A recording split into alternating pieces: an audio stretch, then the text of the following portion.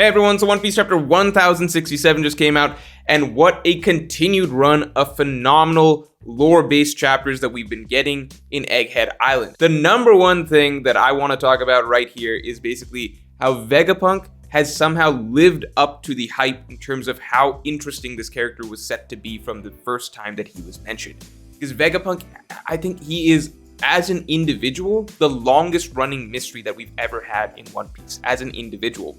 Because that guy's new. Vegapunk is someone that was mentioned way back around chapter 400.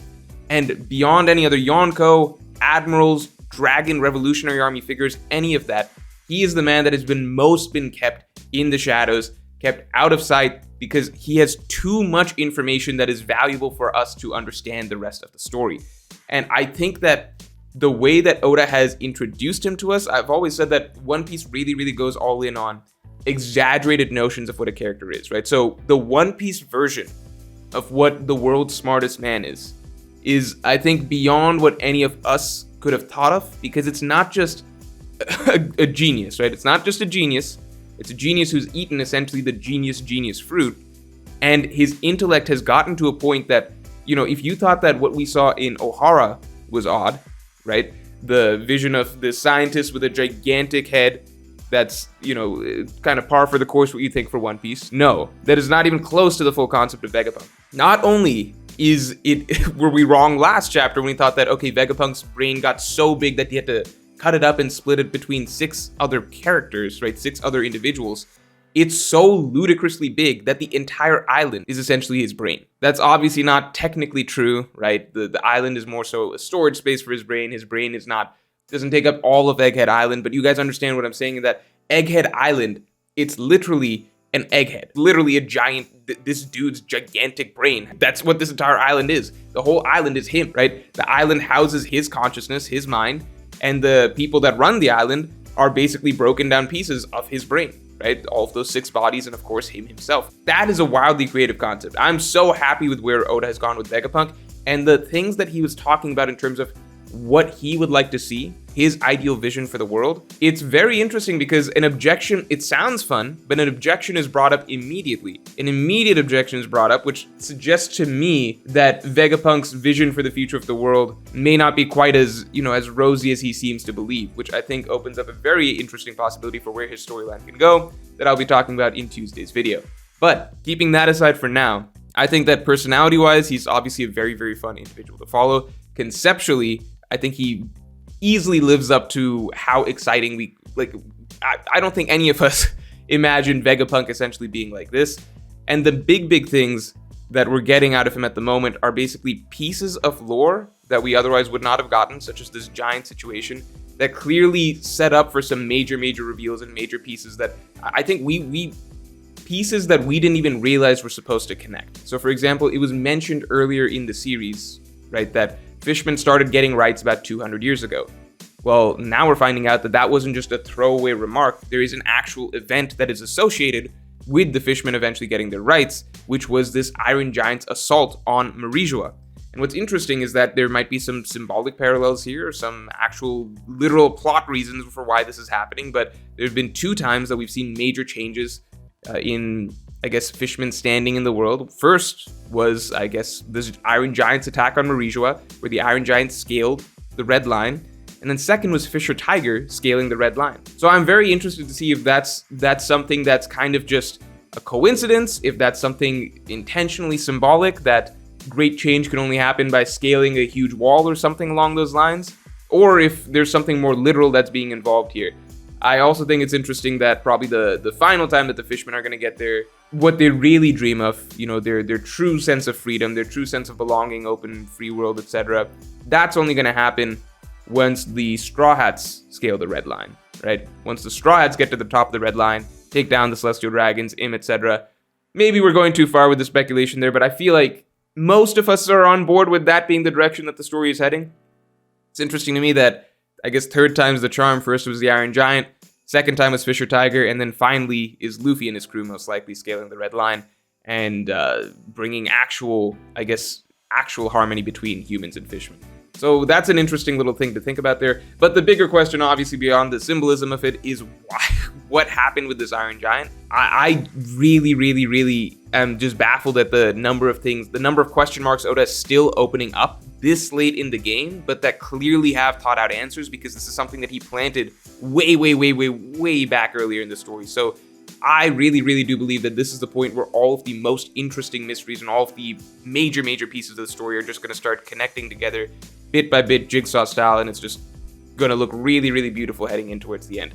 The other two more interesting bits of information that came out here is that, one, whatever Bonnie was needed for has already been fulfilled.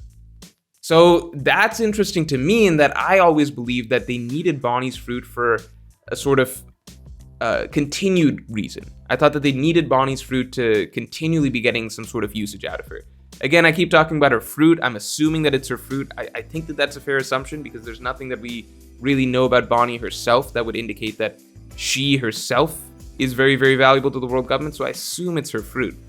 So whatever she was needed for, that's been resolved. One thing that I've been thinking on is that it may be related to Im, in that maybe regaining his youth or something along those lines. We've all speculated on the immortality surgery, but it's possible that maybe you need the immortality surgery just to keep you alive, but you would need Bonnie's fruit to help keep you young. There might be a distinction there. That's speculation, but I think it is interesting that Im only really became a major player that we saw post-time skip, right? So post Bonnie's escape, that's when we started seeing more of Im. So maybe it's possible that Im literally could not be that active of a figure. Obviously, Oda didn't want to show us Im for a long time, but maybe these are two things that go hand in hand, in that the world government needed to regain Bonnie to do something related to Im. And then that's why at this point, now that Bonnie's escaped, it's fine. Her job is done with. Im is back in the saddle, or whatever we can kind of assume was needed to, she was needed for as related to him, right? So I think that that's something. Otherwise, I have a lot of difficulty figuring out what Bonnie's fruit was truly valuable for. But the fact that the world government already got what they wanted out of her means that I think that makes a more interesting setup, I suppose, since it's not like the world government's missing anything at this point in time. And that's one thing that I really hope for heading into the end game of One Piece. People have been talking about the Seraphims rebelling, leaving the world government, etc. I would personally prefer that the world government have their fully stacked deck. I hope that they don't have too many things missing. I hope that there's no sort of little holes in their armor or anything like that. I hope that they've got a fully stacked setup. I hope Im's got everything that he needs. I hope that the CP0 are all set up. I hope that the admirals are all ready to fight. I hope that the Seraphim are able to mature into their final forms or whatever.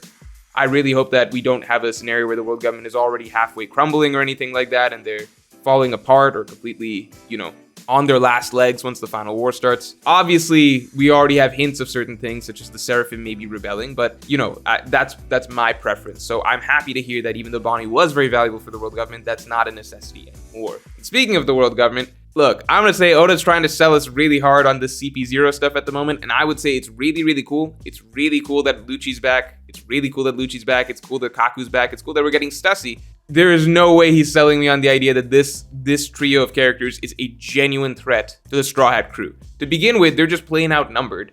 On top of that, the Straw Hats have beaten these guys before, way back when they were way weaker. On top of that, the Straw Hats are, at this point, Luffy's a literal sun god. He has ascended so many levels beyond what we would expect of Rob Lucci. Unless Rob Lucci's... Look, I'll just say this. If Rob Lucci has trained to the point that he can still keep up with Luffy and give him a high difficulty battle, Lucci is the most phenomenal hockey genius that the world has ever seen. That's all I'll say, because he's better.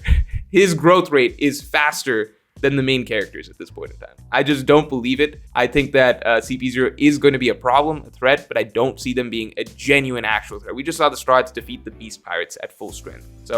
And that's a Yonko empire. So I don't believe that CP0's got it like that, because if they did, then the world government would just send a few members of CP0 across the world whenever they felt like taking out an emperor here or there. I just don't believe that that's the case. Beyond that, I will say that one little callback that I really enjoyed this chapter was seeing Lucci's mask, because there was a brief period of time in Water 7 between where Lucci had attacked Iceberg's mansion, and then Lucci went to go pick up Frankie. So right in the middle of basically Lucci having done his big reveal that he was an assassin all along. Everything's on fire, Aqua Laguna is coming down, the whole city is in trouble, chaos is reigning across all of Water 7. At this point in time, Lucci still technically has to hide the fact that he is a world government assassin, but the mask has already come off. He has fully stepped out of the shadows basically as a villain, right? But he's still technically an assassin. So the CP9 have been wearing these elaborate masks and outfits and everything like that this entire arc. But at this point, Lucci just does the bare minimum. He needs to ask the Frankie family where Frankie is. So he does the absolute bare minimum, right? He's all in a suit and tie and everything like that, cold-blooded assassin. He's wearing a little half paper mask, like the absolute bare minimum thing that you would just pull a piece of paper up and cut 2 eye holes out of and just put it over his face. And he's like, this will do the job. He's not playing around anymore, basically. He doesn't need all of that other stuff. He'll do the bare minimum. He'll just put on a little baby mask or whatever, but he's very short on patience at this point. He's basically pretty much 100% out in the open as a murderer.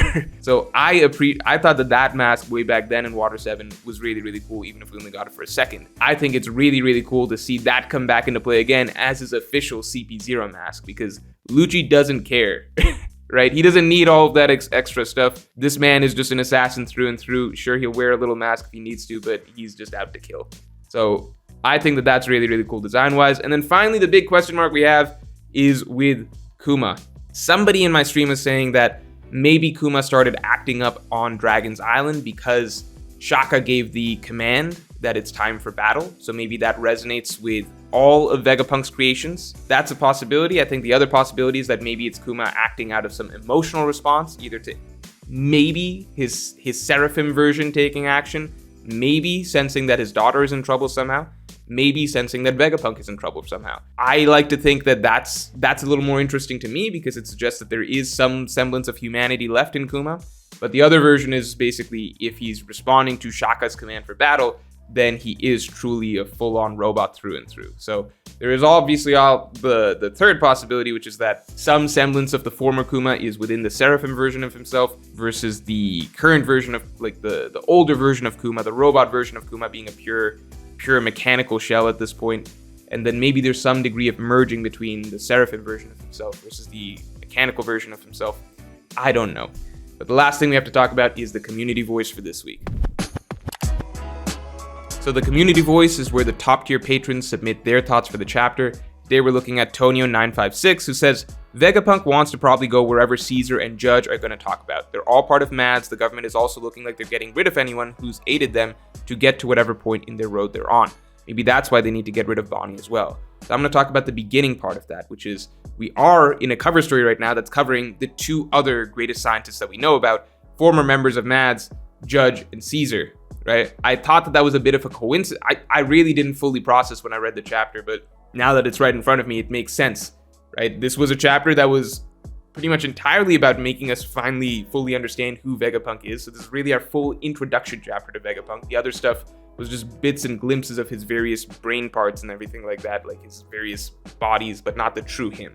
So this was our first full introduction chapter to Vegapunk. I think it's really cool timing, and now that I think about it, that Judge and Caesar are front and center on the cover page of this chapter. So I think that's another, either it's a coincidence or another instance of just great planning and foresight by Oda. I do think that there is a solid possibility now that we know that Vegapunk wants to leave with the Straw Hats. Judge and Caesar, I feel like they are going to eventually see the Straw Hats again at some point, considering the family relationship between Sanji and Judge. Obviously, Sanji doesn't consider him his father, but you guys get what I'm saying. I think that there's character ties that can lead certain characters back to other characters. I think that there very well could be a MADS reunion, and I would just love to see, because the thing is that we've seen how much these other characters, Judge, Caesar, have been affected by Vegapunk, right?